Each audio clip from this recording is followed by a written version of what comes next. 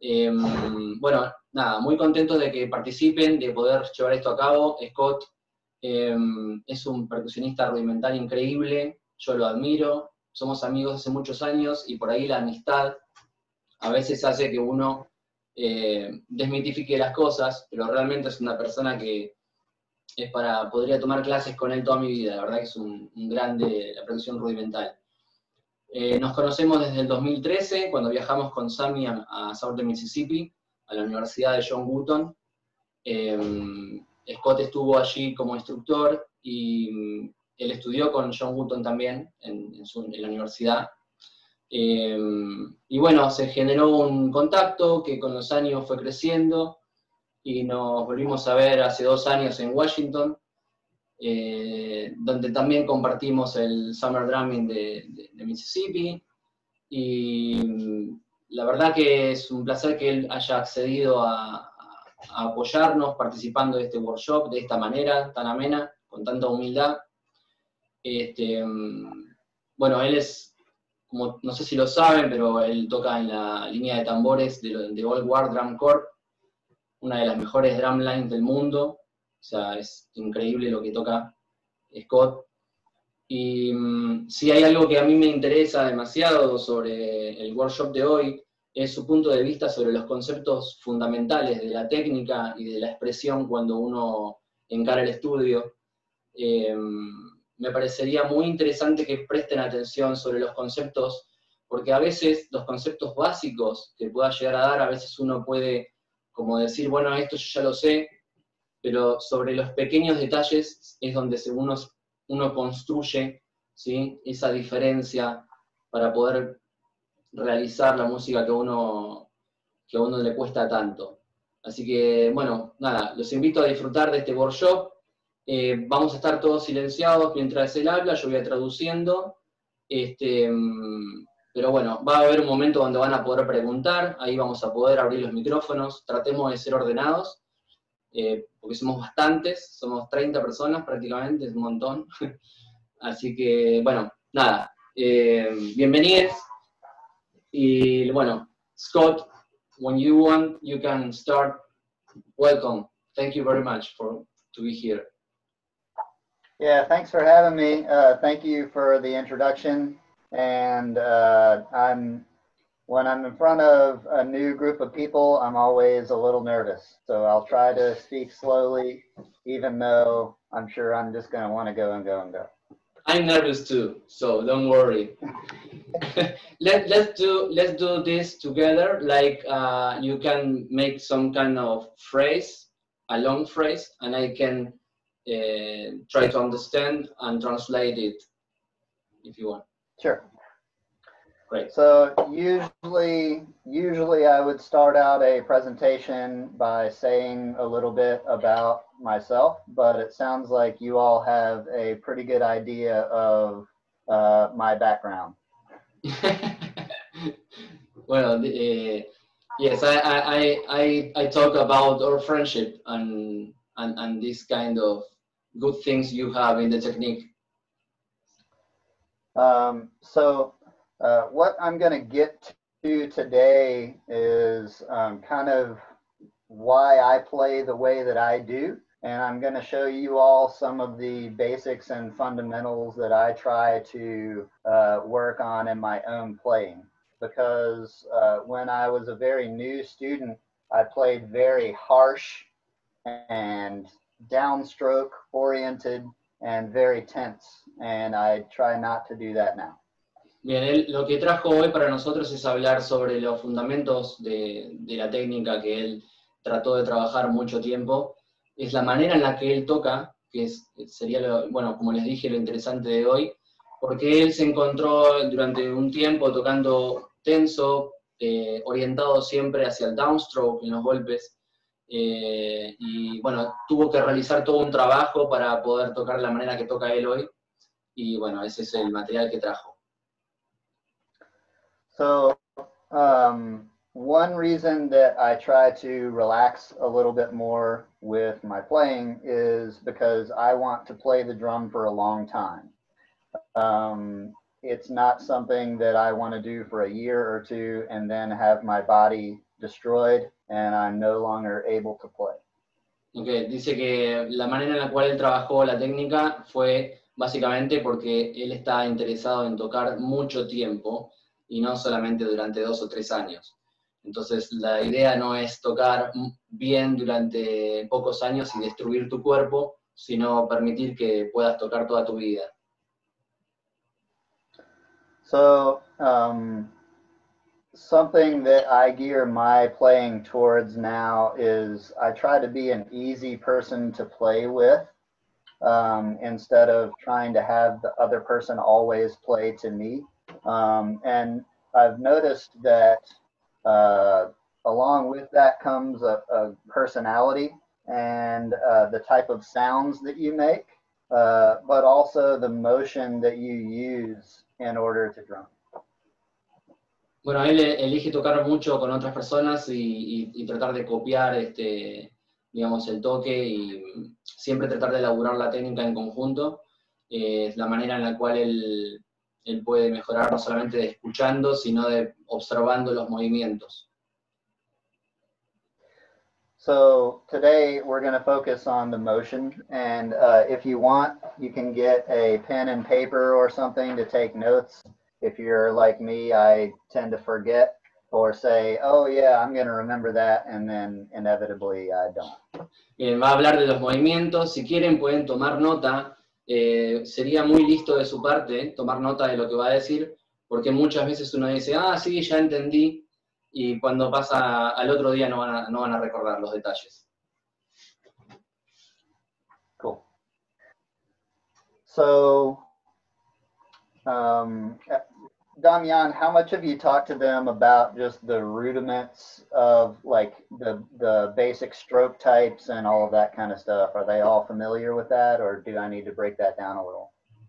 Well, I think the most of them know that, because they are not all the people are my students, so I don't know what is the formation. That maybe you can speak a little about it, but not in deep side, because I think they can play and understand it. Sure. Okay. I'm going to aim the camera down so you can see more of my hands. So I apologize, you won't see my face as well. Dice, va a bajar la cámara y pide perdón si no le ven la cara. Okay. So if you all have the fundamental exercise sheet, I'm just going to kind of go from top to bottom, and if we still have enough time, if I don't talk too much, then we can go into the 8th note timing page. So Samantha, I'll ask that you pull that up periodically. Right. Okay, dice que va a ir primero con la página de Fundamentals. ¿Tienen todos la partitura? Bueno, va a ser difícil que conteste, pero traten de tener la partitura, si no Samantha va a poner la partitura en la pantalla. Después va a ir, depende del tiempo que esté, va a pasar a la página de corcheas.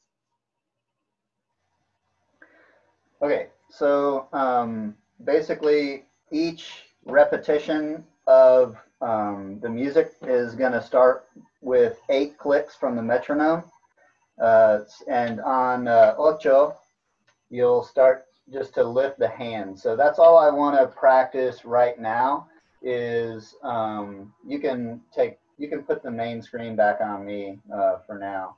But on count 8, I just want everybody to do like this. Just lift the right hand and leave the bead down. Okay, toda la partitura comienza con una cuenta de 8, ¿sí? Cuando la cuenta llega a 8, todos van a hacer un movimiento que se llama lift, es levantar, ¿sí? Van a levantar las manos. Él trata de comenzar todos los ejercicios de esa manera. Yeah. 1, 8. I'll do that a few more times. Yes.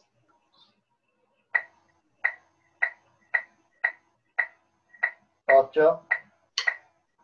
And 1 more. So, Scott, maybe a little.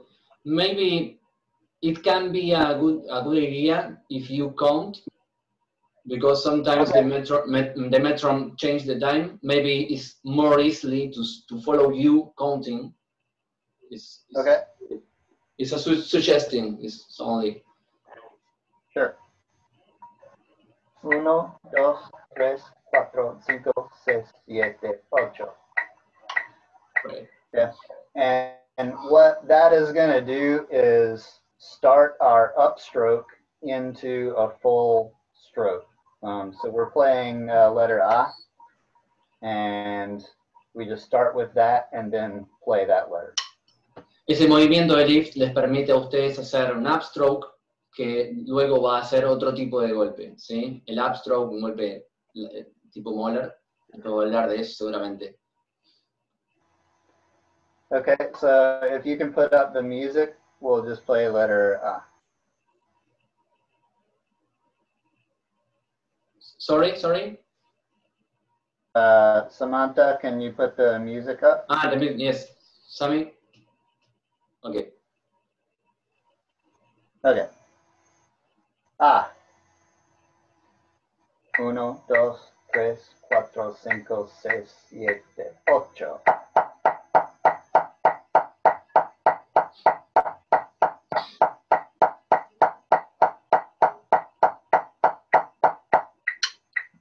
Okay, so what you would focus on here is just, even after doing this preparatory motion and lifting the hand, as soon as the hand comes down, you leave it down and you turn the wrist. Sam, trata de cerrar cuando él explica así. ¿Me escuchás a mí? Yes, I'm trying. Perdón. Scott, you can talk again the same thing, because they are seeing the sheet music. Sure. So what you would work on with this is lifting on that 8th count in this manner, raising the hand, and then as soon as you begin to play, you leave the hand down and turn the wrist. Okay. Cuando van a hacer el upstroke, traten de girar, ¿sí? Y luego bajan un poco la mano y después giran la muñeca para hacer el golpe. O sea, antes de girar la muñeca, tienen que bajar el antebrazo y luego bajar. Y luego girar la muñeca. The other thing that you would want to make sure is to leave the left hand still, low to the head, but not touching it in playing position. Bien, la otra cosa importante es que la mano izquierda esté bien abajo, sin tocar el parche, ¿sí? Lo más abajo posible, pero sin tocar el parche, y que no se mueva con respecto a la otra mano. And the reason that these things are so important is I find that even decent rudimental drummers sometimes aren't aware, while a focus is on one hand, they're not aware that their other hand is doing something weird. Que la razón por la cual él trata de pensar en esto es porque ve muchos percusionistas que están tocando y no son conscientes de lo que sucede con la otra mano cuando están tocando con una mano. Cool. So let's try it a few more times. Vamos a tocarlo un par de veces más. Si querés, Sammy, déjalo sin partitura, así pueden ver. Son todas corcheas. Yeah. Does anyone not have the music? No.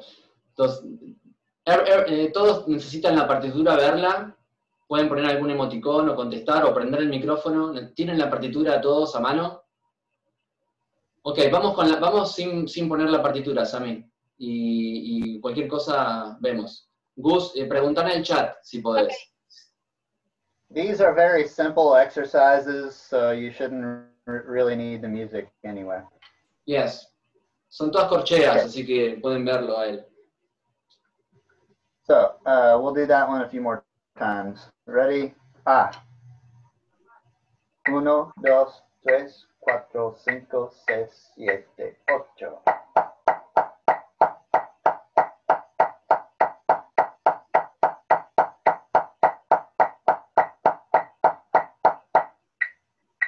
Okay.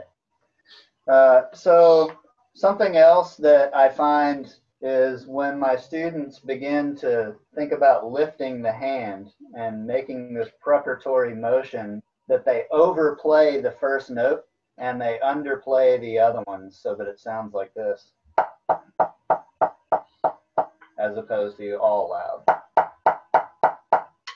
Una cosa que se dio cuenta de sus estudiantes es que cuando se ponen atención en hacer todo este movimiento, sobregolpean la primera nota y tocan las demás notas por debajo de lo que deberían ser, cuando en realidad todas las notas son fuertes.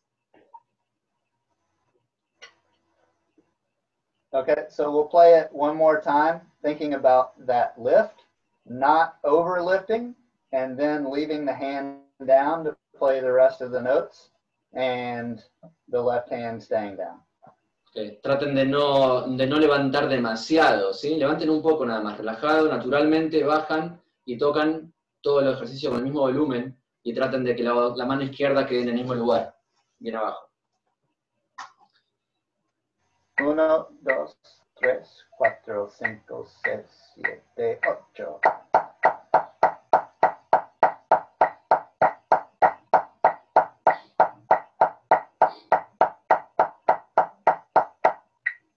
Okay.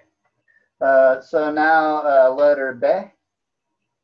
Same, just with what is your word for a letter? Letra B. Letra B. Letra B.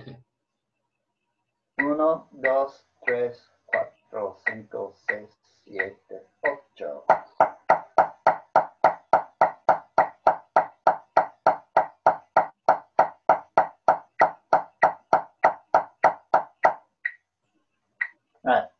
So the focus is really the same thing, just on the other hand. Something that I have to think about in order for both elbows to be equidistant from my torso is to try to leave the elbow away from my body instead of pulling it in front. Bien, traten de tocar esto de la misma manera que con el orden de la mano derecha, y él lo que trata de hacer es siempre tratar de conseguir que la distancia de sus codos sea siempre la misma, entonces a veces extiende un poco el codo izquierdo para poder igualar al derecho, para que no quede el codo muy por dentro cuando toca. So, I play with a lot of motion, but from my elbow up, there is like very little, if not zero, motion. In the way that I play, all the motion occurs from the elbow down. Okay. Él toca, digamos, desde el codo, él toca con mucho movimiento, ¿sí? Pero si se pone a analizar el detalle, él toca con mucho movimiento desde el codo hacia abajo, pero desde el codo hacia arriba no es cero el movimiento, pero es muy mínimo, ¿sí? O sea, es mucho más el movimiento de acá hacia adelante que de acá hacia arriba. Great. Right. So, what was it? Letra B? Letra B. Letra B. Letra. 1, 2, 3, 4, 5, 6, 7, 8.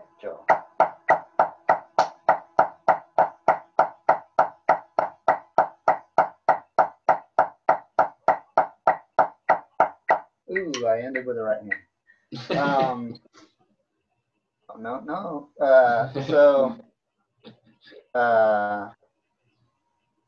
If you'll notice, my stick heights are based off of this and not this, just because I grew tired of trying to just continually get my left hand back, and my surface is tilted.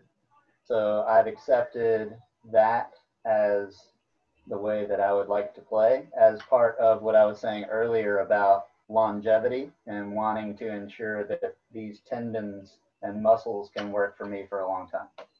Ok, si ustedes ven que de repente el ángulo de los palillos es en diagonal, en vez de 90 grados, cuando él sube, es porque él tiene el pad inclinado.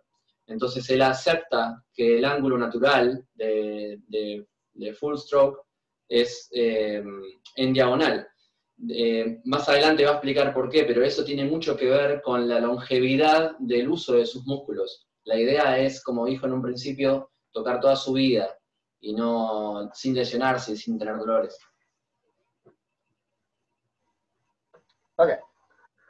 Moving on to letra C.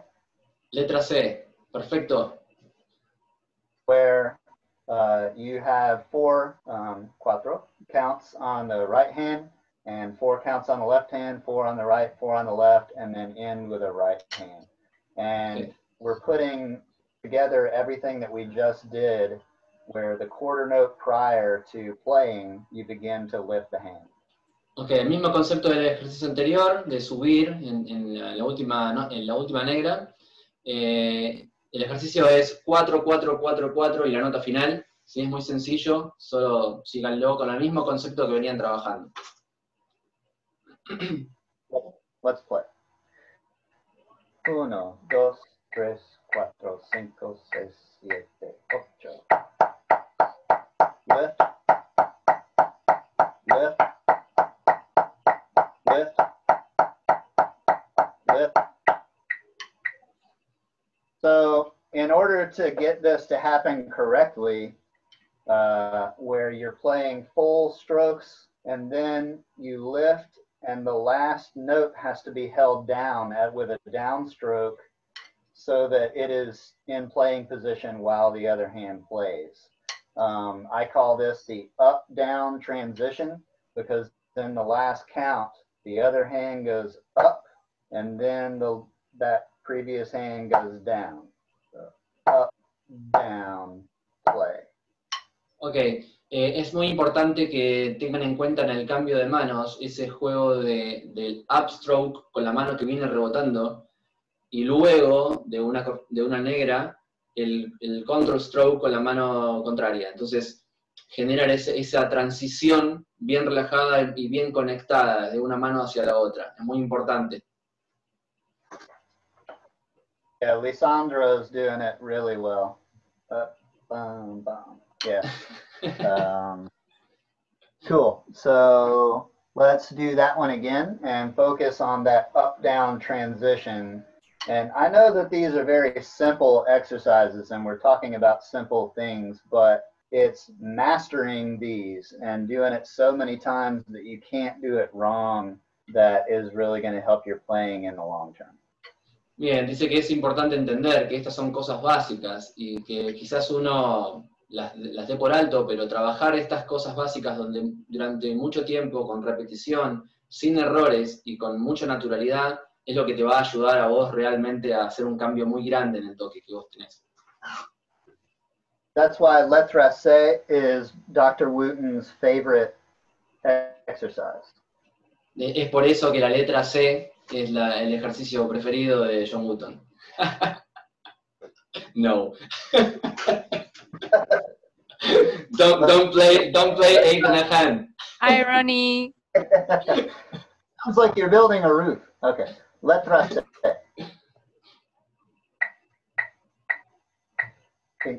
Sorry. 1, 2, 3, 4, 5, 6, 7, 8.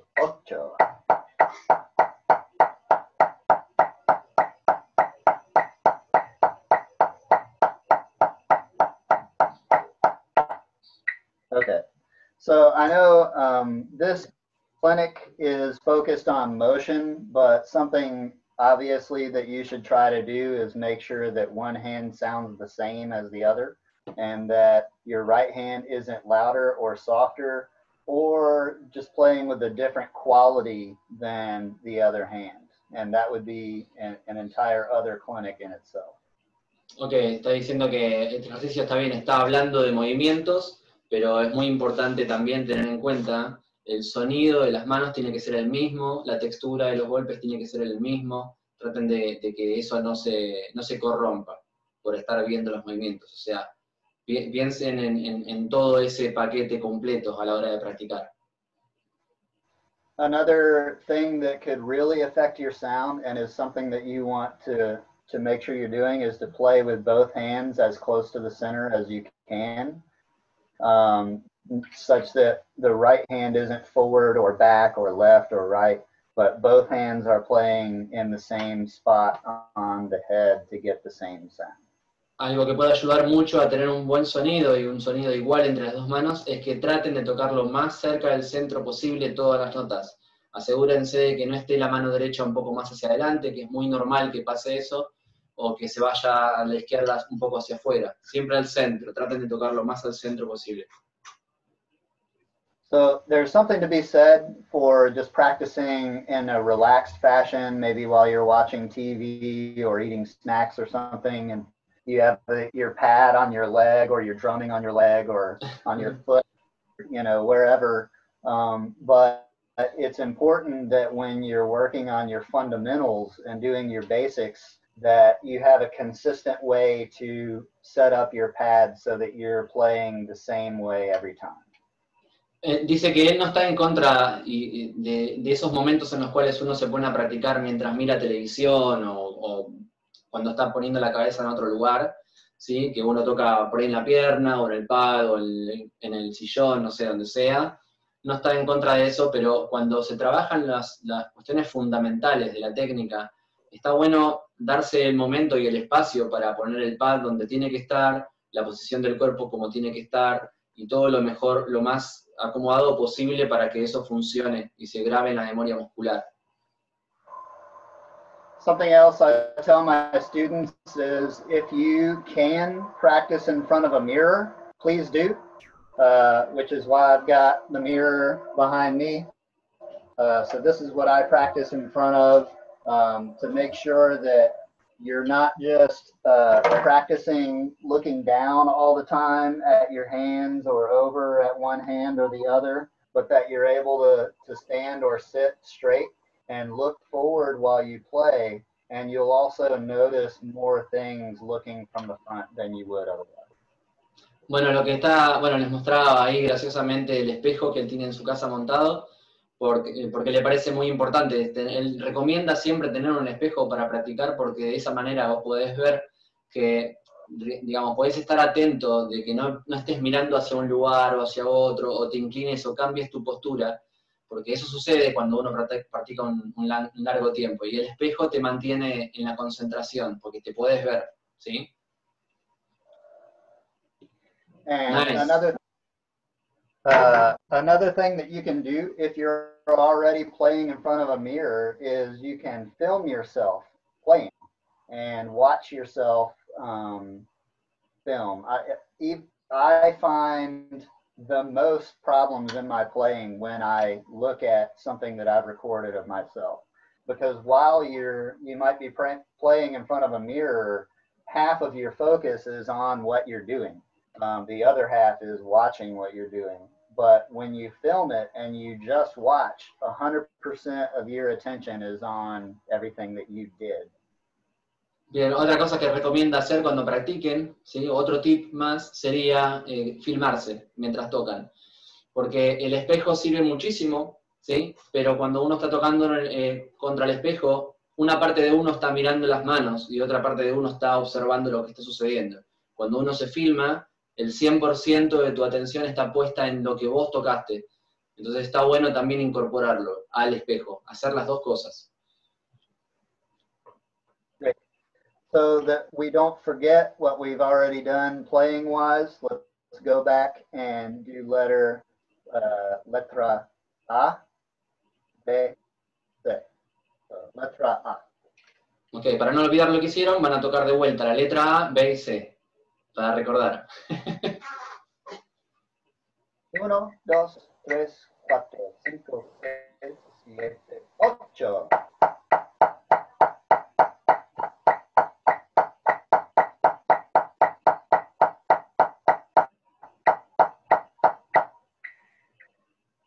Letra B. 5, 6, 7, 8.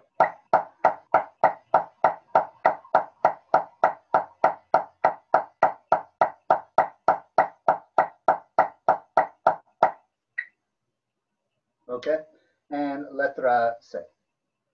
Good. 4, 5, 6, 7, 8.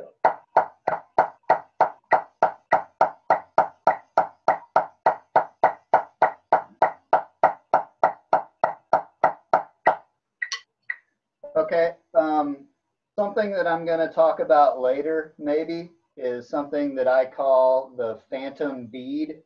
So on the stick, you've got the bead, the shoulder, the shaft, and the butt. Ok, una cosa de que él va a hablar es sobre un par de ejercicios utilizando distintas partes del palillo. Lo que explicó fue la punta, ellos le llaman bead, luego shaft, la parte más atrás, bueno, butt es en la parte de atrás de todo, y in the middle, sorry, I forget it. The shaft. Shaft and? The back end, the butt. Oh, okay, yes, okay. I didn't forget it. But this part is the shoulder. Shoulder, yes. Shoulder, shaft, and butt. Yeah. Okay. Okay. So, today I'm mostly going to talk about the bead and the butt and hand. Okay. Hoy van a hablar de la punta, ¿sí? La parte de atrás del palillo, the bead, the butt, and de movimiento de la mano. So, when you're looking at like something like letter A, obviously these should be rebound strokes, and I'm going to play it incorrectly right now to show you what I call the phantom or the ghost bead. Ok, ahora les voy a mostrar la manera incorrecta de tocar la letra A, que a él le llama el beat fantasma, the phantom beat.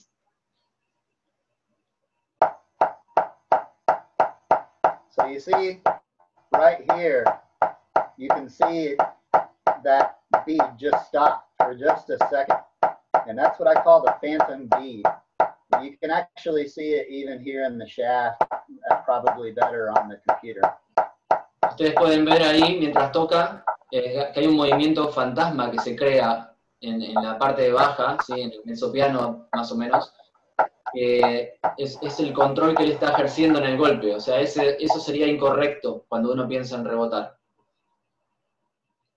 Okay, so what you want to see is the stick come back up just as fast as you put it down. So it's not a pulling it out of the drum. You're literally just letting it bounce up and down like a ball on a trampoline. If you threw the ball down really fast and then it sprang up, you want to get your hand out of the way to allow that rebound to happen. Bien, cuando quieren generar un rebote realmente como tiene que ser el ejercicio, tienen que sacar la mano rápido, dejar que el palillo rebote naturalmente, como una pelota de básquet, tranquila, como una pelota de tenis, lo que sea, tiene que rebotar. Si ustedes controlan ese golpe con mucha potencia y lo sostienen abajo, no están rebotando. Parece que rebota, pero lo que están haciendo es llevar el movimiento con su propia mano.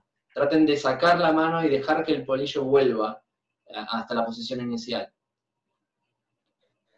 Some people call this the stovetop technique because it's like if you touch a stove and it's really hot, then you pull it away.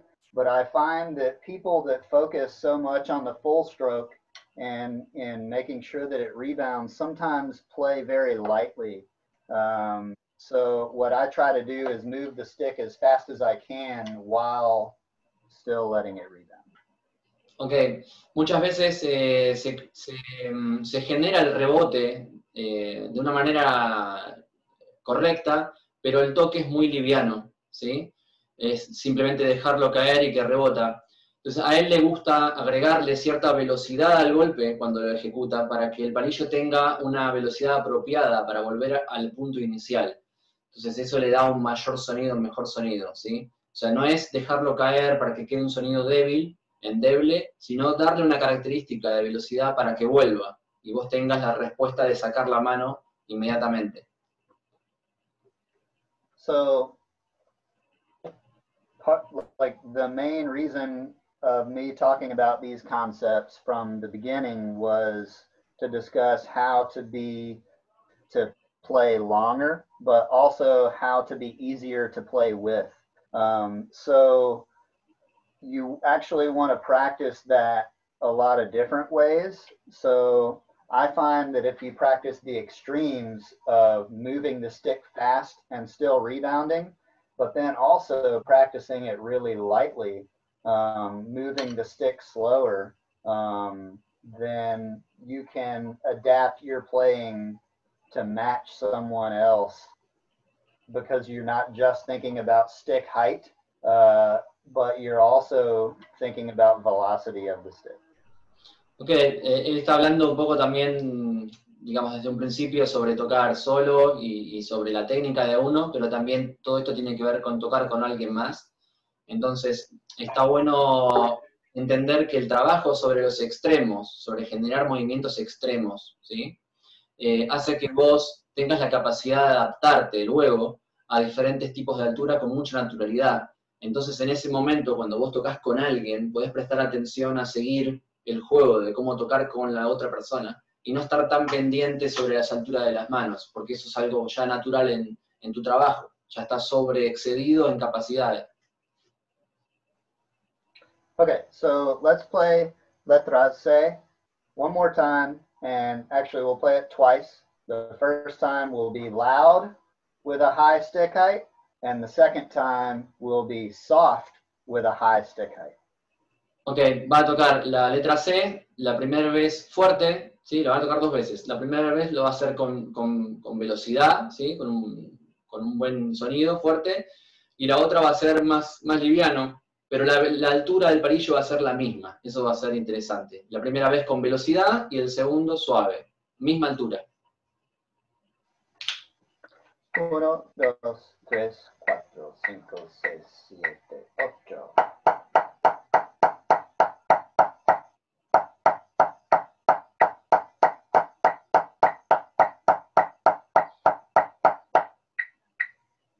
Cinco, seis, siete, ocho.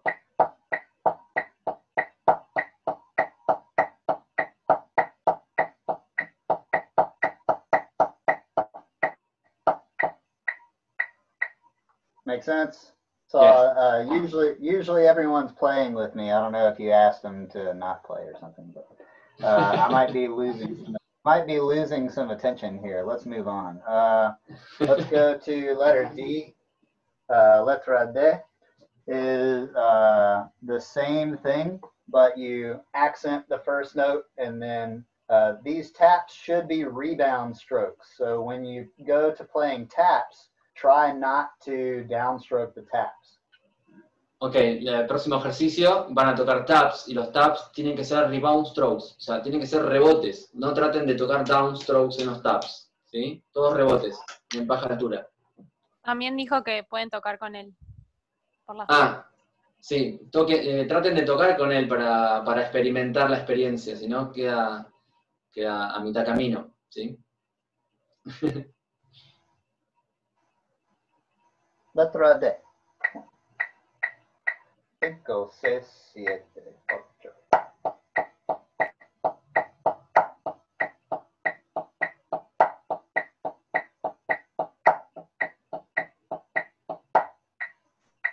Yeah.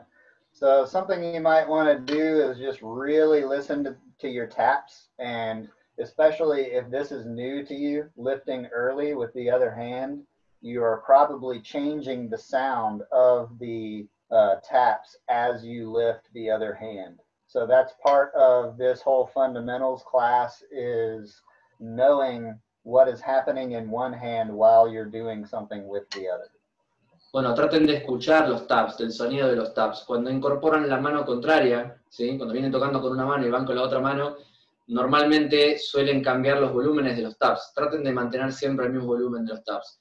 Una de las principales características de esta clase de fundamentos que está haciendo hoy es tratar de entender cuál es el sonido que las manos tienen que tener por separado, ¿sí?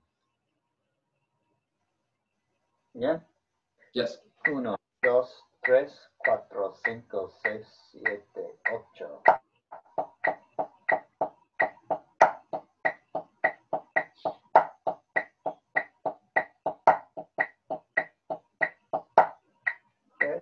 Cuatro, cinco, seis, siete, ocho.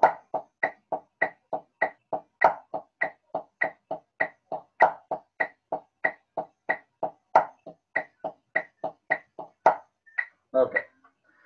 So something else that you can do to provide a challenge on anything that involves taps is to try to play your taps as loudly as you can, again, while not downstroking. So it's the lower the stick height gets as you're trying to move your stick fast, the harder it gets to rebound.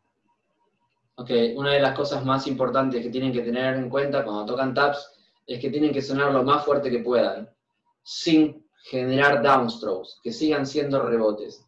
Es una de las dificultades más grandes, pero que es importante, es el hecho de cuando bajan las alturas de los rebound strokes, el hecho de medir la velocidad con la cual le van a dar, para evitar que sean downstrokes. No tienen que ser downstrokes cuando uno rebota y cuando toca taps. Los taps no los controlen, vayan fuerte, pero vuelven siempre a la posición inicial.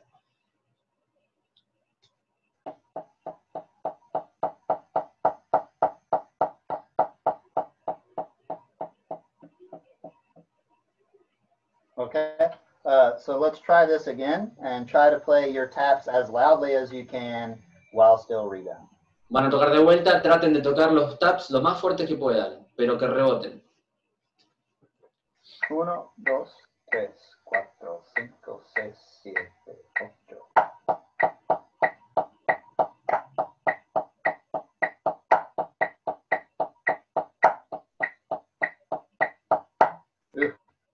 So I'm actually kind of out of practice with this. I'm not satisfied with that sound that I'm getting. But if you find that you are downstroking and you're really having a problem not, then you can either slow the stick down just a little bit, or you can raise the stick height to a point that you can, and then slowly start to either lower your height or speed the stick up.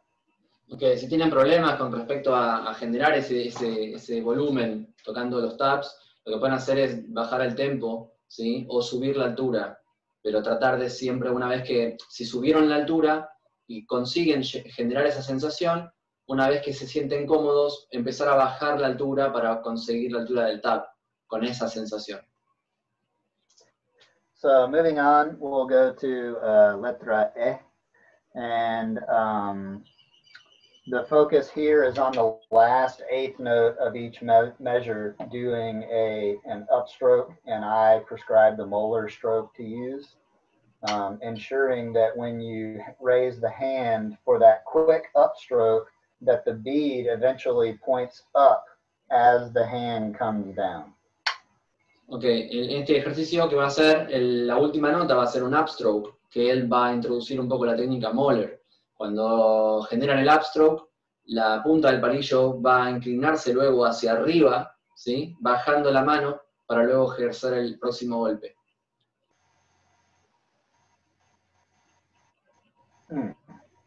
So what you don't want is a lift and then bringing the hand down like this. Lo que no quieren es que generen ese movimiento. Traten de generar la rotación. Yeah, mal bien. Mal y bien. Let's try letter E. 1, 2, 3, 4, 5, 6, 7, 8. Up. Lift. Lift. Lift. 5, 6, 7, 8. Lift. Lift. Lift. Lift. So I find that most people with the traditional grip do a pretty good job of doing the molar stroke with the right hand, but with the left hand, the hand doesn't actually come up. So for time, we're going to keep playing this at the same tempo, but I challenge you all to practice this to a slower tempo and really make sure that on the left hand, the hand is actually raising and not just staying in place. You actually raise the hand. Ok, él está viendo que muchos que tocan traditional grip están tocando muy bien el molar con derecha, pero con la izquierda se queda la mano izquierda abajo. lo que les dice, lo que le propone es que traten de tocar los ejercicios mucho más lento para que la mano izquierda genere el mismo movimiento que la mano derecha, ¿sí? Bien amplio el molar para poder adaptarse al movimiento extremo y después poder dominarlo. Something else, actually, I'm going to get into that later, never mind, is, I just drew a blank. So, oh yeah, so part of the reason that I do a quarter note lift is because these fast upstrokes happen in an eighth note fashion, and I make them separate so that my brain puts them in different categories. So I've got a slow upstroke, and then I've got a quick upstroke, and they're happening while the other hand is doing various things. So again, it's all about motion and moving exactly when and in what manner you want to move. Bien, el hecho de cómo organizó los ejercicios en negras y en corcheas es porque en realidad cuando en las negras él puede generar el upstroke amplio y poder ver el movimiento. Todo esto por ahora se trata de movimiento, además del sonido. Entonces él puede ver el movimiento de Moller y tratar de prestar atención también en cómo reacciona la otra mano, ¿sí? Entonces puede hacer un movimiento amplio o corto y tener las dos opciones en esos ejercicios. Okay, letra E one more time with the quarter note lead in and the eighth note molar stroke.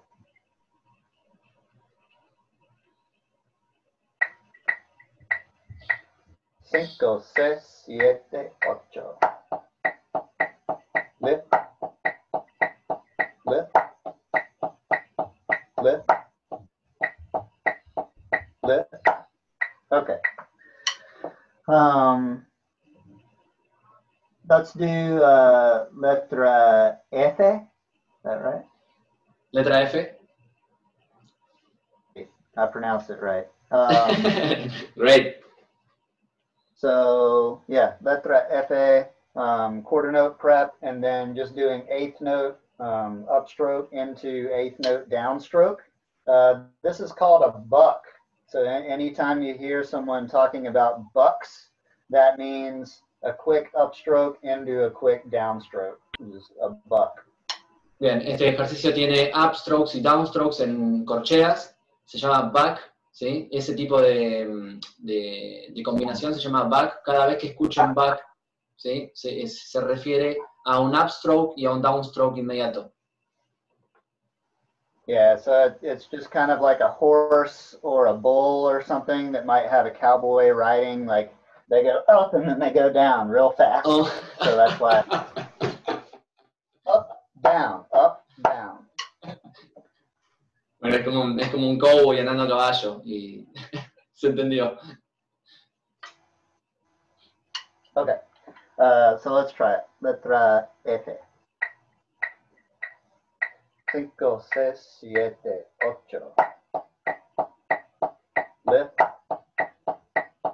lift down, lift down, lift down. With the left hand, 5, 6, 7, 8. Lift down, lift down, lift down, lift down. Okay. And especially in the left hand, we talked about this earlier, but when you do these upstrokes, you want to make sure and try to leave your elbow out and let the motion be up and down instead of left and right. So you don't want the left elbow to go in front of the body. You want it to stay as far out to the side as you can. If there's a little motion, that is like totally fine, but you just try to minimize it when possible.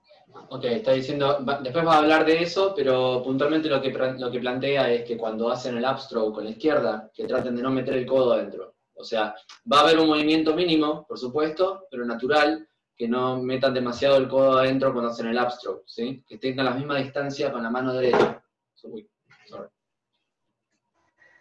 And another thing that you'll want to do with these exercises is if you plan on moving, like playing parades or marching or something while you play rudimental drums, then you might want to move the feet as you play. just a suggestion, and that's how I have all of my students play everything for at least a year or two until I'm sure that they know how their limbs coordinate. But you might want to just begin marching before you play and get your feet in time. Okay, él sugiere que si van a marchar digamos, en drumlines o marching band, que traten de practicar todo esto marchando, caminando, para estar acostumbrado a poder hacerlo y que después todo eso no se descontrole a la hora de tocar. Okay, so let's play letter H. How do you say letter H? H, letra H. H. Letra H.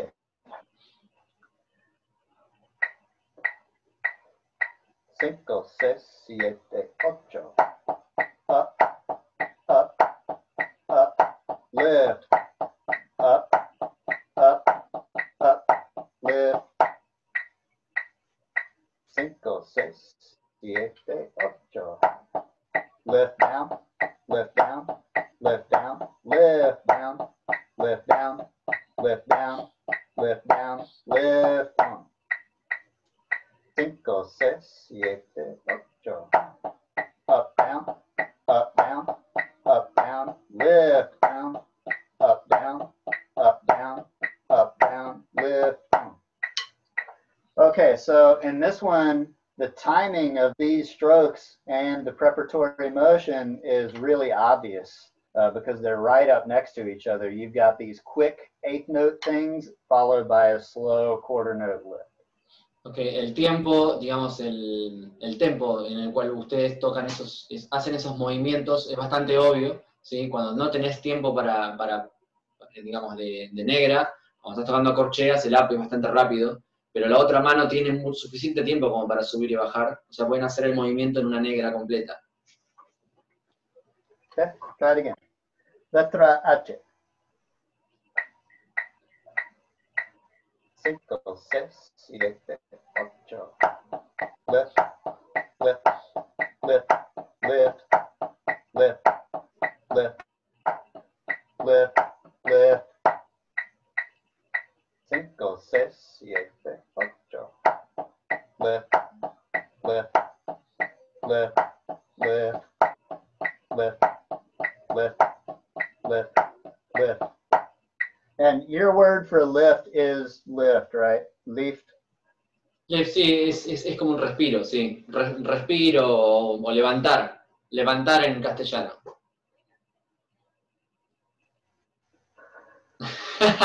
Okay. The next workshop, it can be in Spanish, I think. You don't think it? Okay. So let's go to letter I. How do you say this one? Y. E. Ah, sorry. E. Letra I. Yes. Okay. It's like your E. Your E is E. Right. Is E. Yeah.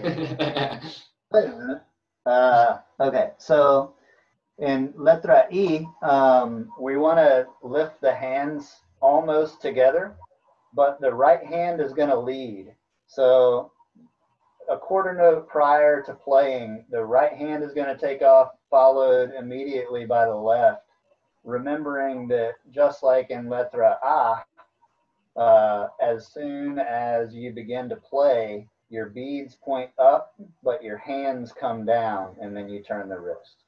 Okay. En este ejercicio van a incorporar la mano izquierda con la derecha, casi al mismo tiempo, ¿sí? La izquierda sigue a la derecha inmediatamente cuando sube, el lift, ¿sí? El movimiento lift, cuando empieza el ejercicio, en la negra anterior a arrancar, hacen el up con las dos manos. La izquierda sigue a la derecha inmediatamente, y hacen el mismo movimiento que explicó, ¿sí? Suben, rota la punta hacia arriba, baja la mano y rebotan. Letra I. 5, 6, 7, 8.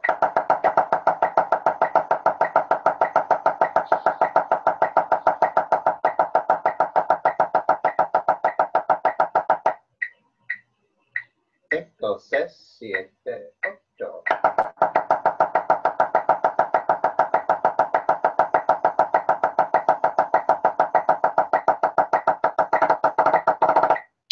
Just kidding. Right. It's hard for me to take myself seriously sometimes. No, you don't need to do that in this workshop. You can be totally free.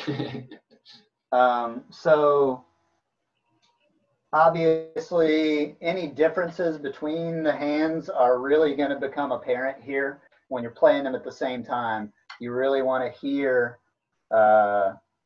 whether the hands sound the same, and that's where you can really start to diagnose where am I hitting on the drum pad in relation to the other hand, or is one coming up higher, or am I coming up to the same height but moving the sticks at a different speed. En este ejercicio pueden darse cuenta muy fácilmente de las diferencias que hay entre una mano y la otra cuando tocan. Entonces, al darse cuenta de eso, también es muy fácil de reconocerlas y poder practicarlas para mejorar. A veces se pueden dar cuenta que una mano golpea más arriba, más adelante o más atrás, o la distancia o la altura de una mano es más alta que la otra. Entonces, al tocar las dos al mismo tiempo, pueden ver esos detalles y corregirlos mucho más, o sea, lo pueden ver más fácilmente. So again, I know these exercises are very simple in nature, but it's the difference between being like a good player or even like a pretty good player and being really good is these things are what make the difference from that. You can be a pretty good player and have, so fundamentals, but I don't think anybody really just wants to be okay or so, right? We're in this chat because you want to be the best that you can be. So while you continue to push forward in more difficult things, don't forget to check back into these basics that are going to make it. Okay. Voilà. So, él dice que él sabe que estos ejercicios son sencillos, ¿sí? Pero él cree que uno puede ser un buen percusionista o el mejor que uno pueda llegar a ser.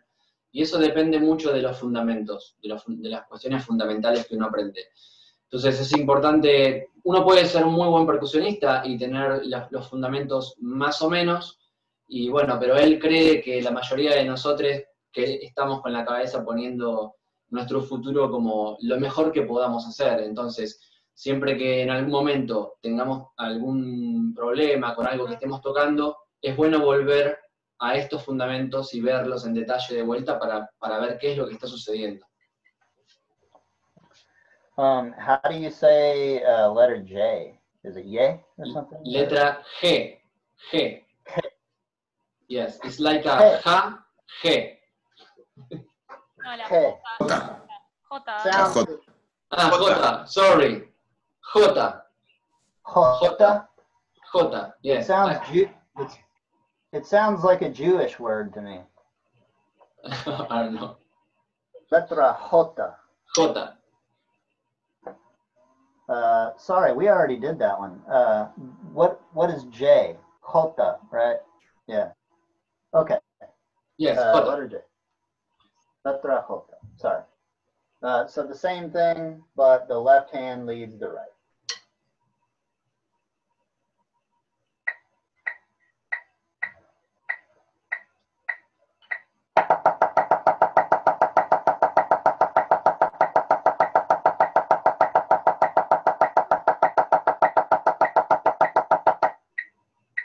Okay.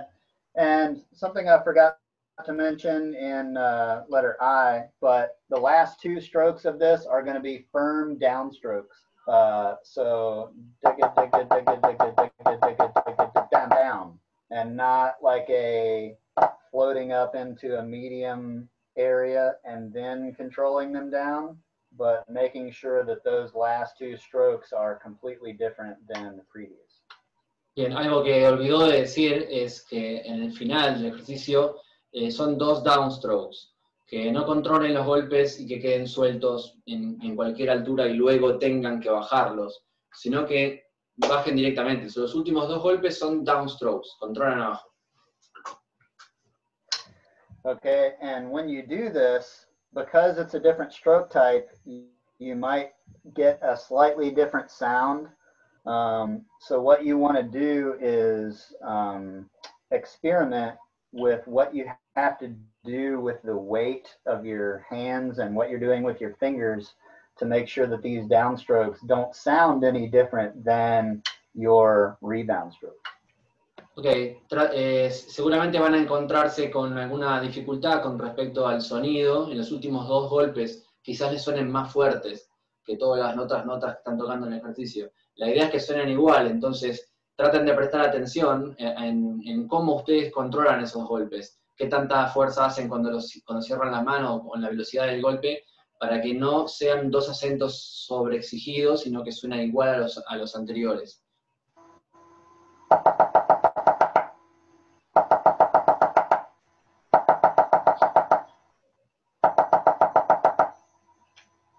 Yes, la diferencia, ¿no? Hay otra diferencia. Okay, let's go to letter K. Letra K. K. Letra K. Yeah. Okay, this is called gallop because it should kind of sound like a horse galloping. Se llama gallop porque parece el galopeo de un caballo.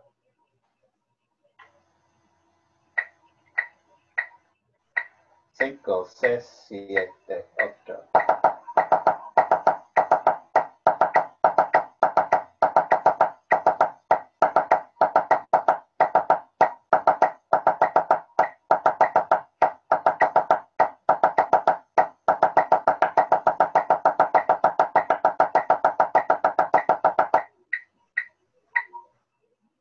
Okay, so obviously right now we're at a tempo that you should be trying to get a full rebound stroke in all of the notes that you play, including and especially the non-diddled notes. You want those to rebound and not control those down.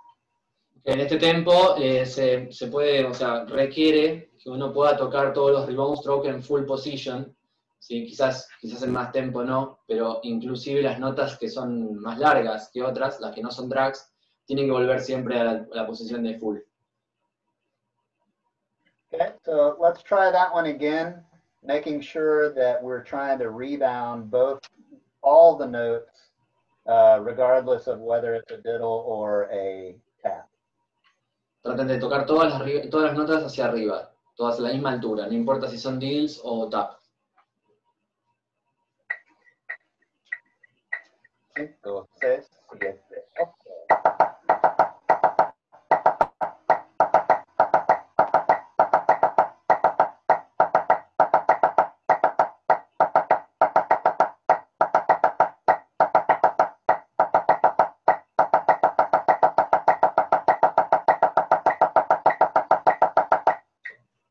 Okay.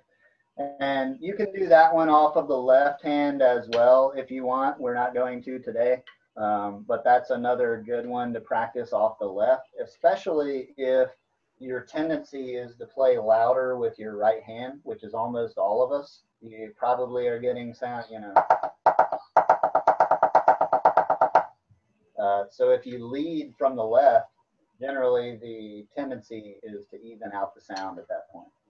Okay, todos tenemos la dificultad de que la mano izquierda nos suena un poquitito más débil, ¿sí? En el traditional. Entonces lo que propone es que pueden empezar el ejercicio liderando con la mano izquierda. Eso va a hacer que la propuesta del sonido siempre vaya hacia la mano de líder como más importante, entonces va a sonar un poco más fuerte a la izquierda y va a igualar las dos manos lo más posible. Perdón. Dami. Sí. Ahí está. Nahuel está pidiendo si puede repetir lo que es la letra K en un tempo un poco más lento. Okay, Scott, do you can play the K a little slower? One more time? Sure. Thank you. Okay. Here's 80 beats a minute. We'll play it off the right hand, and this time on the prep to lift, I want us to try to go 4 and instead of lifting both hands together. separate it for and. Ok, en esta versión lenta, en vez de subir las dos manos inmediatamente juntas, van a tratar de pensar que la última negra del compás, ¿sí? 4, va a ser la mano derecha haciendo el lift y la mano izquierda en la I, o sea, 4 I y empieza el ejercicio, ¿sí? En la última negra el compás anterior al ejercicio. Letra K.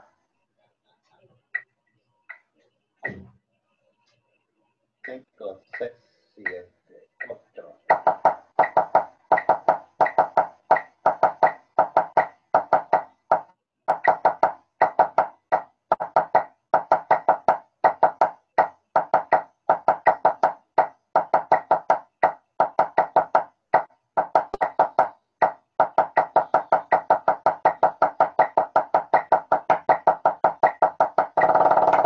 A little slow.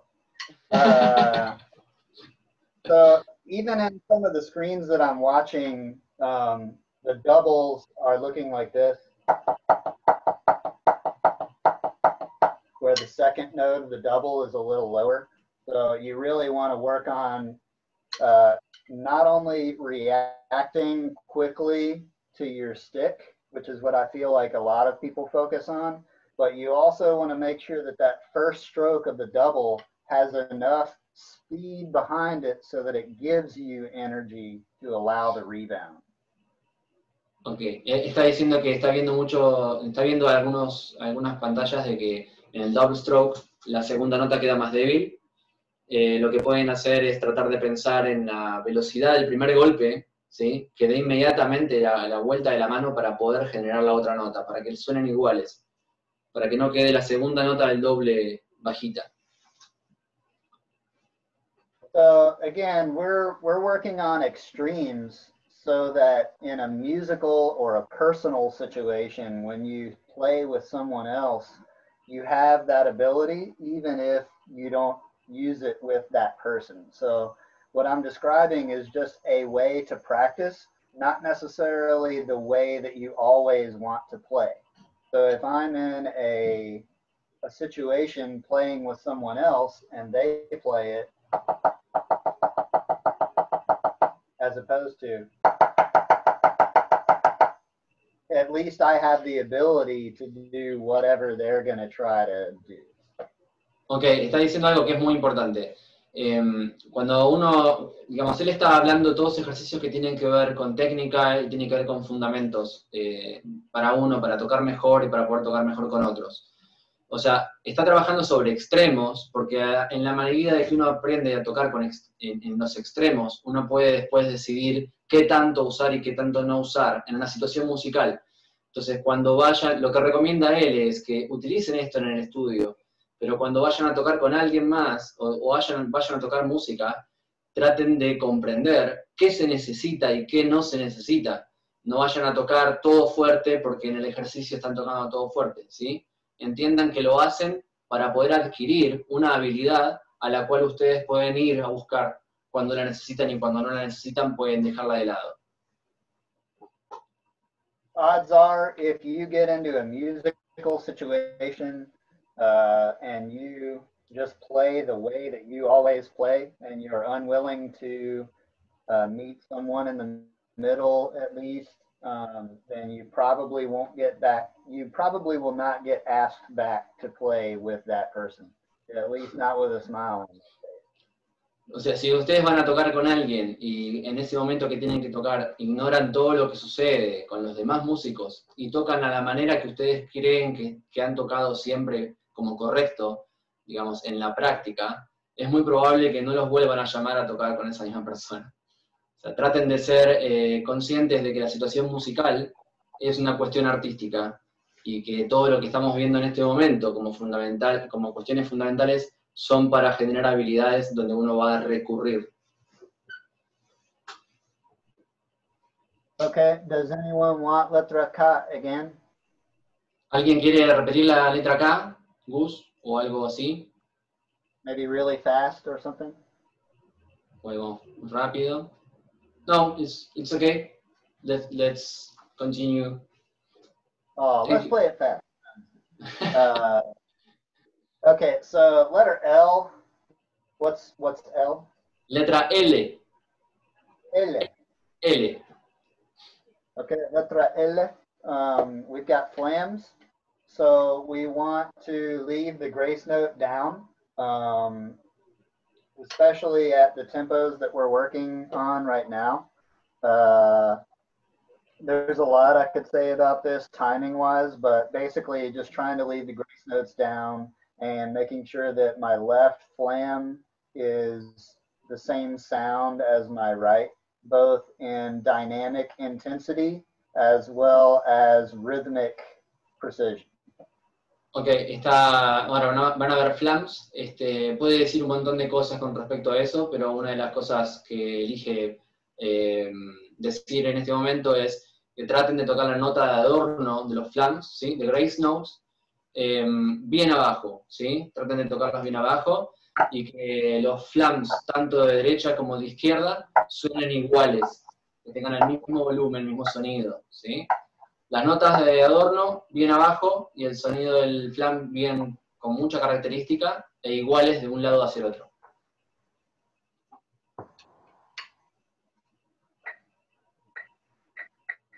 5, 6, 7, 8.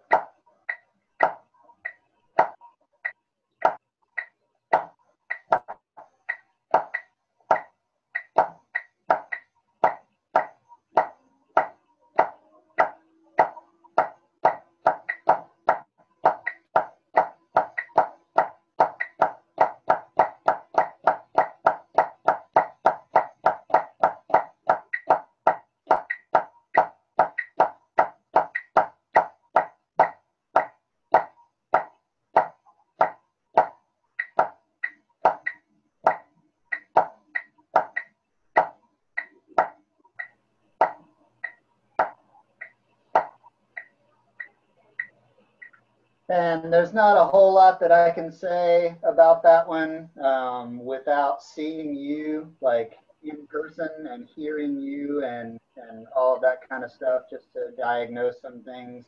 But aside from what I already said, with these weird rhythms, like triplets right up against a duplet, you just want to make sure that you don't bleed the rhythms and that when you hit that new metric, you are in that metric immediately and not having to speed up or slow down within the rhythm itself. Bien, dice que no puede decir demasiadas cosas con respecto a este ejercicio en estos medios, porque debería estar escuchando personalmente a las personas tocando y escuchar y darse cuenta qué poder corregir, pero básicamente es eso que dijo recién, las notas, las raise notes, los taps bien abajo y los acentos fuertes. Lo que le parece interesante y que tengan en cuenta es que este ejercicio tiene cambios completamente de subdivisiones, ¿sí? Como cambios métricos. Traten de que cuando ingresan en un cambio, ingresen inmediatamente en ese tipo de subdivisión. Que no tarden, una vez que entraron, en captar cómo suena un tresillo de negra o otro tipo de subdivisión. O sea, están tocando una subdivisión y ingresan en la otra, inmediatamente tienen que estar en tiempo y en tiempo y en subdivisión. Dami, ¿te puedo hacer una pregunta? Sí. Preguntarle tal vez a Scott, me interesaría saber si él el tema de la subdivisión, si él la va pensando antes de entrar al bit binario, digamos, ya viene pensando en tresillo, o cambia con las manos, digamos. Saber eso, si se anticipa mentalmente, digamos. Okay. Scott, Lucia is asking about if you are thinking before you change the metric, or you are changing the metric exactly because you hear it. This is what I'm thinking.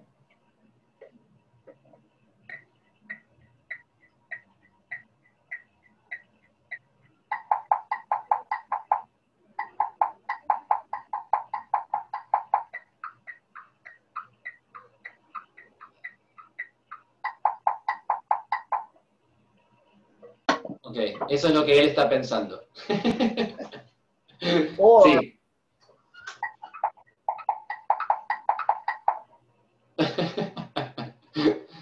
Claro, so you are previous playing the next one after before you start to play.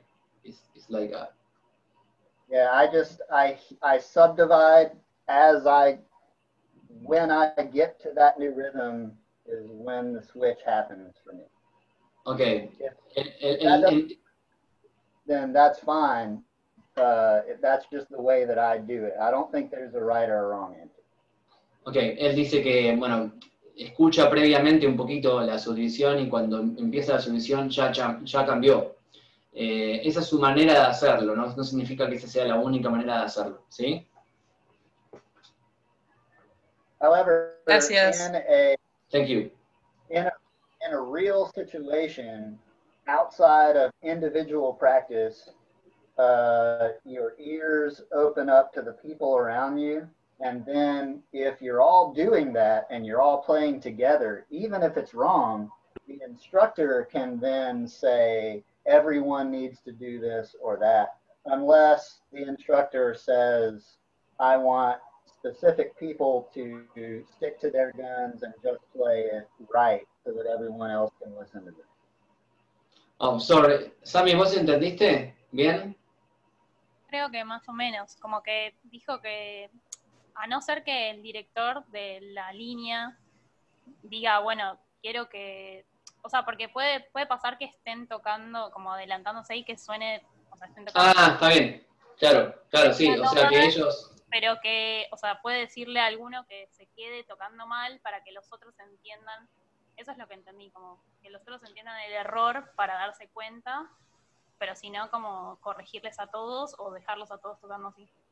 Sí, que en realidad pueden haber dos situaciones. Una que todos estén escuchándose y se muevan en la subdivisión naturalmente en forma de grupo y que va a estar bien. Y otra situación es que quizás ese movimiento que generan con la rítmica, el director no le guste y diga, no, bueno, no hagan eso. Pero yo recuerdo mucho algo que dijo John Wooten sobre tocar sin metrónomo. A veces está bueno escucharse entre la banda o la orquesta y llevar un tempo y una subdivisión y un ritmo específico entre el grupo, a veces no tan cuantizado.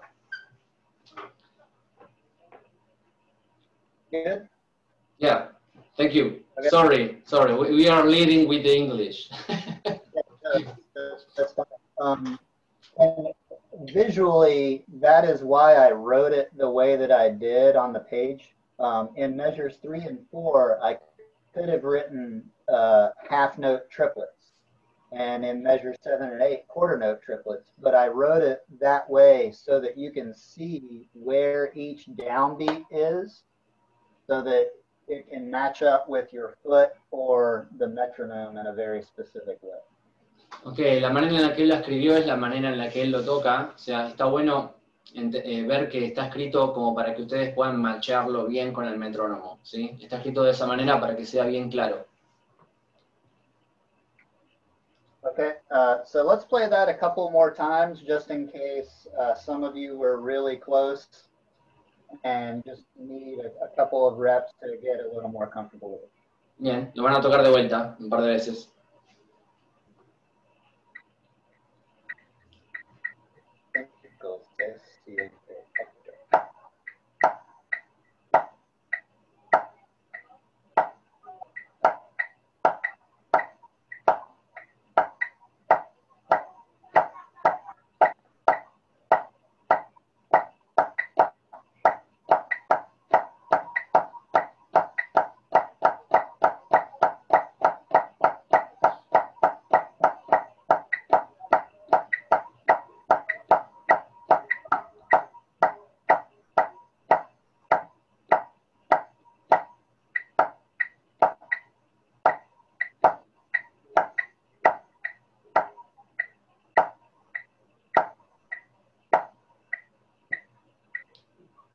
Anyone want one more, or are we good to move on?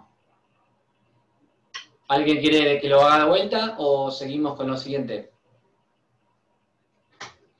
Well, you can continue, so if somebody wants to stop, they can write to Gustavo. So. Okay. So I know we've been going for probably an hour and a half and probably didn't get as far as a lot of people thought that we might. So it might be good if we just give 5 minutes or so for questions and then just call it quits. My son just woke up a little while ago, so I got to spend some time, spend some time with the family. But Of course. just do questions for a little bit and I could demonstrate some things or whatever. Yes. You want to do it right now? Sure. Okay. Well, si quieren pueden hacer preguntas, ¿sí? Vamos en 1 hora y media más o menos de workshop. Si quieren pueden empezar a hacer preguntas a Scott y podemos generar un feedback más dinámico, ¿sí? ¿Tienen preguntas alguno? No tengan vergüenza, abran el micrófono y preguntan y continuamos. Dami, ¿Sí? acá Lucas. Lucas. Quería preguntar sobre, viste que en un momento habló esto de no hacer con la mano izquierda este movimiento, o sea, que no es cero, pero minimizarlo. A mí, por ejemplo, es algo particular que me cuesta en lo que es el grip y el movimiento del brazo. ¿Tiene alguna recomendación o alguna forma de fijarse más en eso a la hora de mover el brazo? Por ejemplo, haciendo Moller, me pasa mucho eso que dijo de que no suceda, ¿viste? Que no pase esto, ¿viste? Sí, sí. ¿Tiene algo para decir algo más sobre eso que me parece un poco importante? Dale. Well, Scott, Lucas is asking about when you talk about the movement, the percent of the movement, you say that maybe it is just right, like here from here is more movement, and then from here is not like zero, but it's between. And he's talking about if you recommend some kind of exercise or tip to work on it, because he's always doing big motions with his elbow. Sure. I mean, as far as exercises, probably just the ones on this sheet.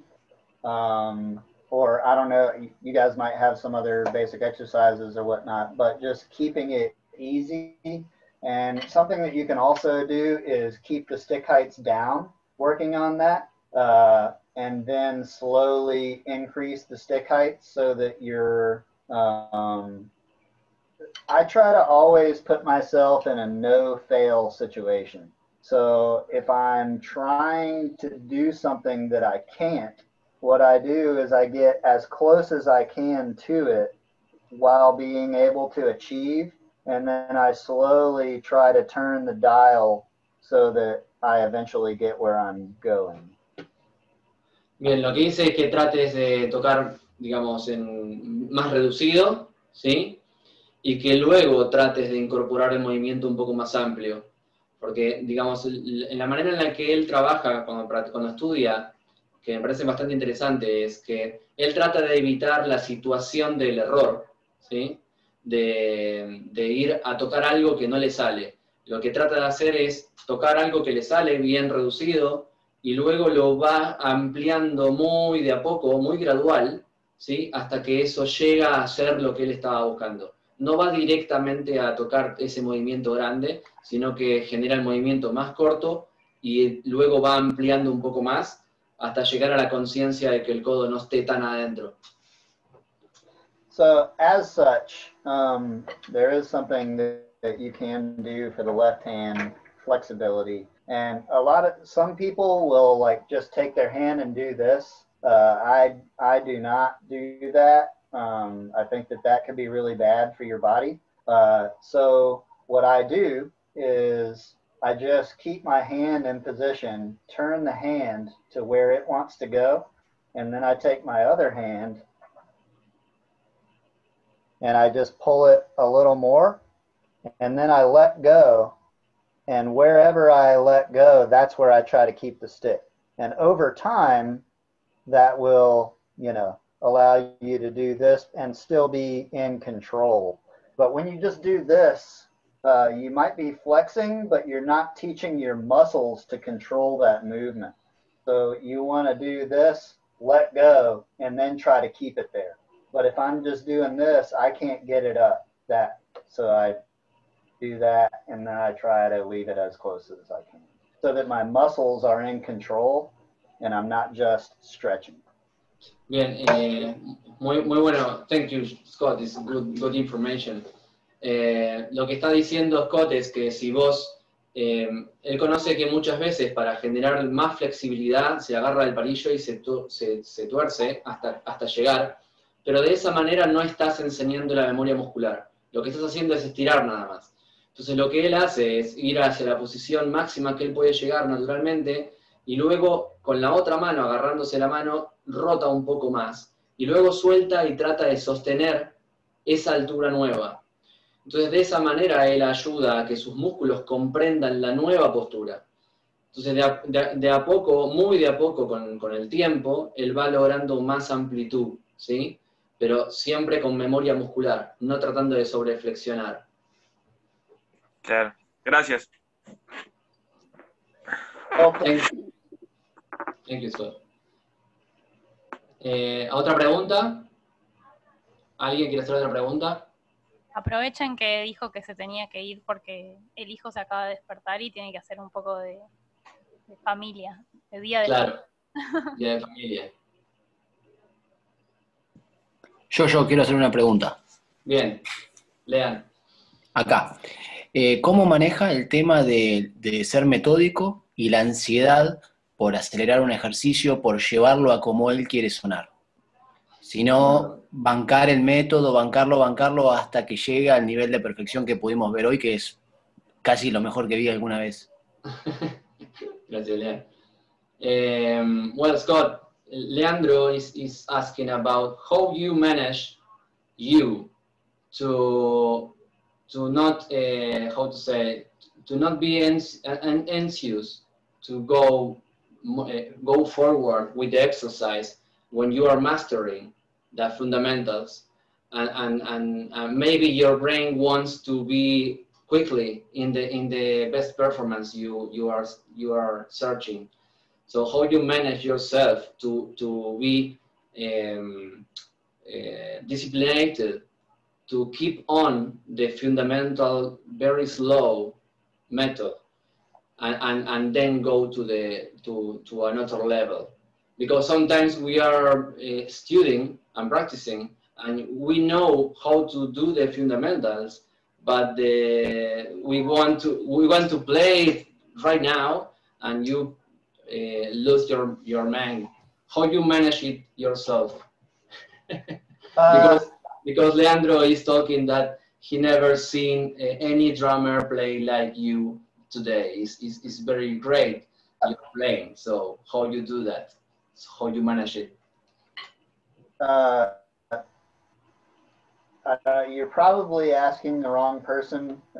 I should do it more than I do.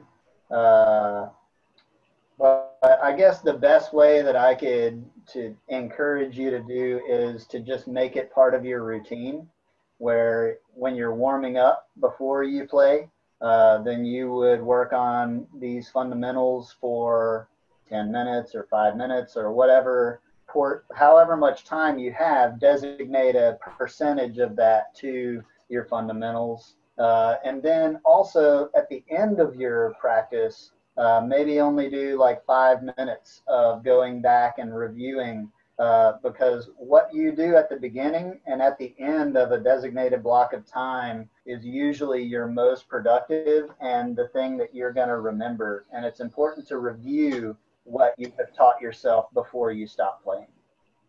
Thank you. Very clear. Bueno, Lean, lo que está diciendo es que una de las cosas que podés hacer, o sea, él dice, humildemente dice que le estás preguntando a la persona incorrecta porque dice que él podría hacer más de lo que hace, pero lo que decía luego es que la mejor manera es incorporar eso a tu rutina, entonces tener una rutina ordenada en el sentido de que vos luego de entrar en calor te pongas a trabajar en los fundamentos un tiempo específico, bien concentrado, focalizado en eso, y luego estudies durante la práctica, y luego al final de la práctica vuelvas a hacer un review sobre los fundamentos. O sea, entonces, ¿qué es lo que sucede con eso? Que normalmente el tiempo más productivo en la práctica es el primer momento y el último momento de la práctica. Entonces, y es lo que te va a quedar en la cabeza. Entonces está bueno practicarlo después del warm-up y después libremente practicar durante el día y al final volver a trabajar los fundamentos para que quede guardado en tu memoria y todos los días vas a ir subiendo el nivel. Muchas gracias. Thank you. And I'm trying to find my app. I just did an update. Why can I not find this? But there are a lot of like metronome apps that have like a drum set playing instead of just deep, deep, deep, deep. So you can play like some simple things along to a drum set groove, or go to YouTube and look up like drum set groove at 90 beats a minute or something. And it's just, and then that way your eighth note stuff is not so boring, as you're at least grooving, which is a lot more fun. So you're going to get a lot more out of your practice and learn more if you're in a good mood, if you're focused, and if you're having a good time as well. Bien, está diciendo que no es necesario estar practicando con el metrónomo nada más. Pueden buscar tracks en YouTube o en aplicaciones, hay un montón de aplicaciones con música para tocar arriba. Entonces pueden tocar los ejercicios fundamentales que pasó hoy con música de fondo.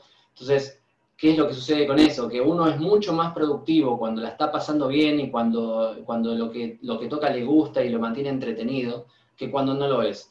Entonces está bueno recurrir a tocar arriba de groups de batería, ¿sí? Groups de 90 beats per minute o un poco menos, que hay bastantes, hay un montón de tracks en YouTube o en aplicaciones, para generar ese momento de práctica bastante alegre y divertido, y uno se pone mucho más productivo. And there's you can separate the type of practice that you have as well. So say that you got a lot of sleep, you're well fed, you're feeling great. You probably want to try to put a little more time into fundamentals in those times so that you catch more and you're able to apply it to the rest of your playing.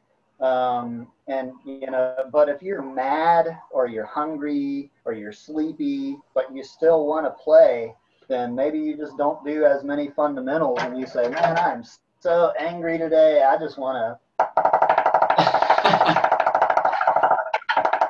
And you can lift your elbows as much as you want to blow off steam or whatever, but when you're in a good frame of mind, you want to spend a little more time on fundamentals so that it automatically changes the rest of your drumming. Bien, lo que está diciendo es que traten, que seguramente si duermen bien, si se alimentan bien y tienen un buen humor, van a tener muchas más ganas de estar más tiempo haciendo golpes fundamentales, que si están enojados o no durmieron bien o comieron poco o mal, porque el estado de ánimo va a interferir en esa práctica. Entonces es muy normal, a veces uno enojado agarra los palos y quiere tocar rolls y con el máximo movimiento y todo eso queda en la nada. Entonces traten de, lo que está diciendo es que practicar bien también incluye intentar vivir mejor, dormir mejor, intentar mejorar uno mismo hace que la práctica también sea mejor y que sea todo mucho más constructivo. A mí. Sí. Ahí Franco levantó la mano, debe tener una pregunta. Sí, Franco. Can I say one more thing on that real quick? Of course. Yes. So another answer to the question about the fundamentals and plugging it in is you can try to just make variations on things that you already play. So like I don't like to play 8 on a hand either. So what I might do is add a triplet in or something like.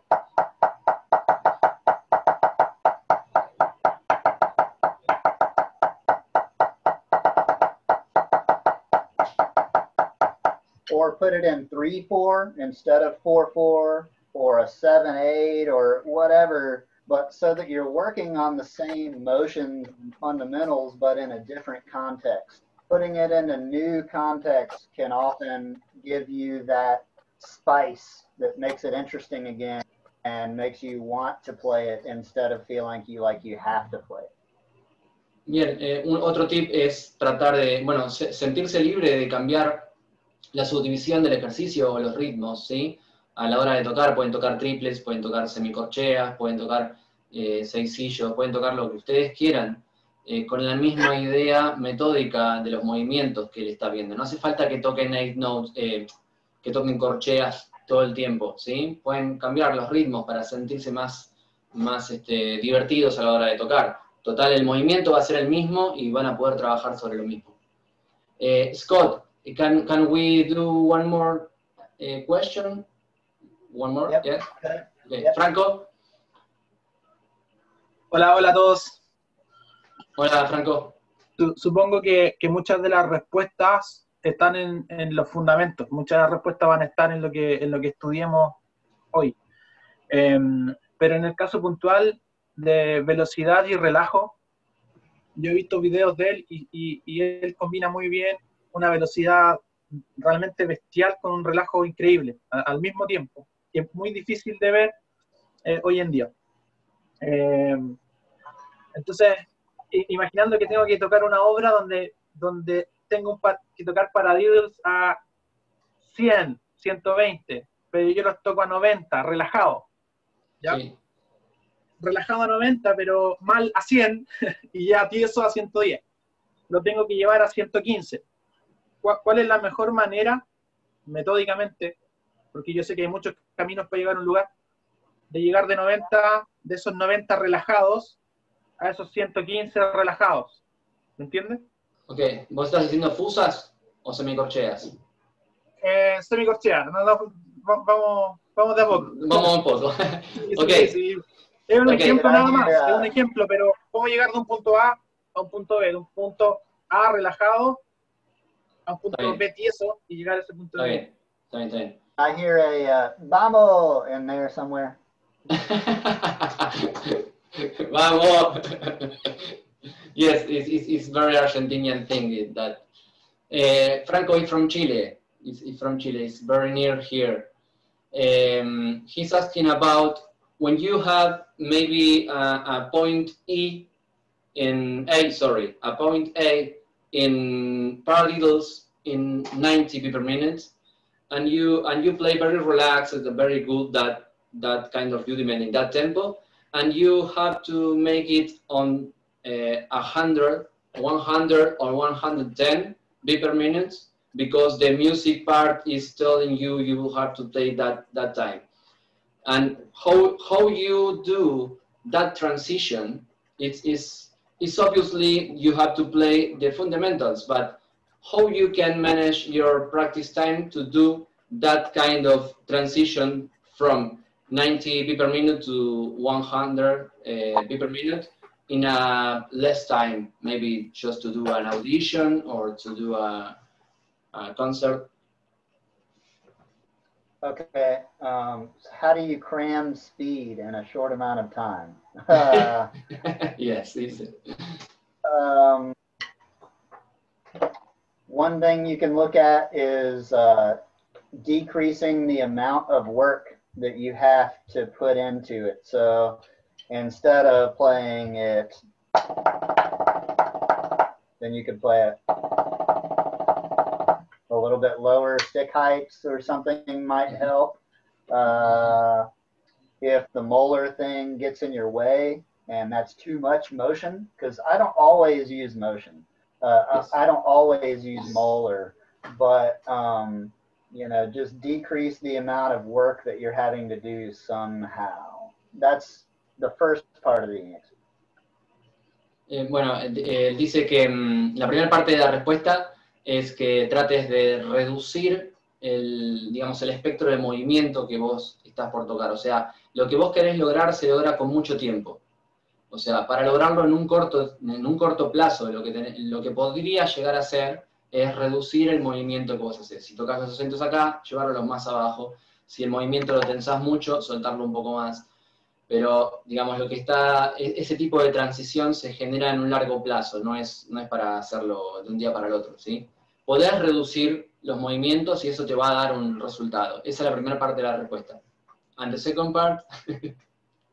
My computer is probably about to die, so if it does cut off, it was wonderful working with you all, and I enjoyed it. Thank you so much for the opportunity. However, Thank you very much.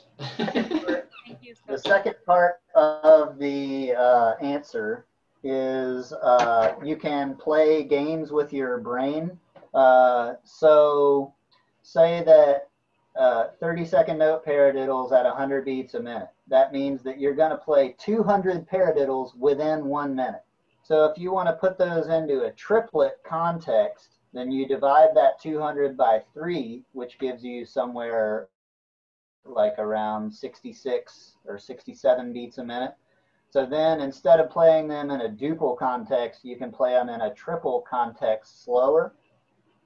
And that can sometimes trick your brain into speeding up a little bit, just putting it into a different context.